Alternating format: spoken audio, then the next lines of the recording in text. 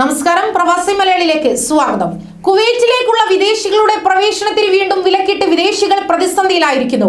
കുവൈറ്റിലേക്ക് വിദേശികളുടെ പ്രവേശന വിലക്ക് വീണ്ടും നീട്ടിയതോടെയാണ് പ്രതിസന്ധിയിലായത്. മലയാളികളടക്കം നൂറുകണക്കിന് വിദേശികളാണ് തുർക്കിയും UAE ഇടത്താവളമാക്കി കുവൈറ്റിലേക്ക് വരാൻ പുറപ്പെട്ട മലയാളികളടക്കം വിദേശികൾ ഭക്ഷണത്തിനും താമസത്തിനുമായി ബുദ്ധിമുട്ടുന്നു.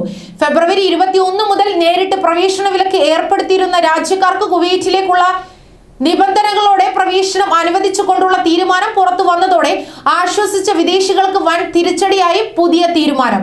ആരോഗ്യ മന്ത്രാലയത്തിന്റെ നിർദ്ദേശത്തെ തുടർന്നാണ് പ്രവേശന വിലക്ക് നീട്ടാൻ തീരുമാനിച്ചതെന്ന് വ്യോമയാന വകുപ്പ് അറിയിച്ചു. എല്ലാ രാജ്യങ്ങളിൽ നിന്നുള്ള യാത്രക്കാർക്കും നിബന്ധനകളോടെ ഞായറാഴ്ച മുതൽ രാജ്യത്തേക്ക് നേരിട്ട് പ്രവേശനാനുമതി നൽകിയതിന് തൊട്ടു പിന്നാലെയാണ് അപ്രതീക്ഷിതമായ തീരുമാനമുണ്ടായത്.